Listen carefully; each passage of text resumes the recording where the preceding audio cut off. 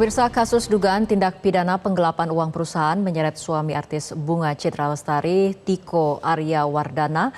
Tiko dilaporkan ke Polres Metro Jakarta Selatan oleh mantan istrinya berinisial AW lantaran diduga merugikan perusahaan yang mereka dirikan hingga miliaran rupiah. Sebelumnya penyidik menemukan unsur pidana dan memiliki 2 alat bukti yang cukup sehingga perkaranya masuk tahap penyidikan. Selain telah memeriksa 5 orang saksi, penyidik juga telah memeriksa Tiko Arya Wardana sebagai saksi terlapor. Kasus ini dilaporkan ke Polres Metro Jakarta Selatan sejak 2022 lalu saat Tiko Arya Wardana masih berstatus suami AW. Sebelumnya pasangan ini mendirikan sebuah perusahaan yang bergerak di bidang makanan dan minuman dengan Tiko sebagai direktur dan AW sebagai komisaris.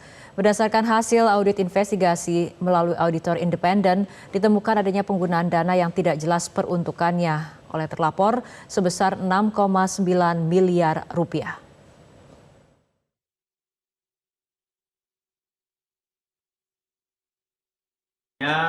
Di tahun 2022 saat terduga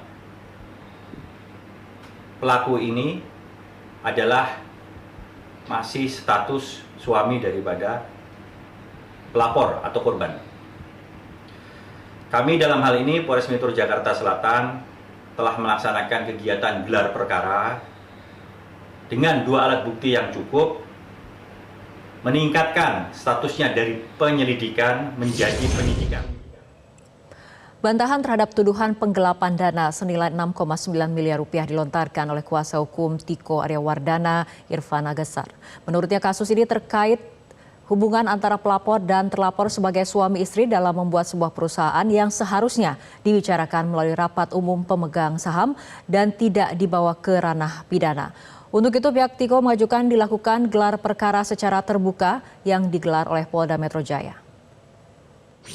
Persoalan perusahaan, persoalan yang belum tuntas antara mantan suami dan mantan istri karena bikin perusahaan bersama, ya.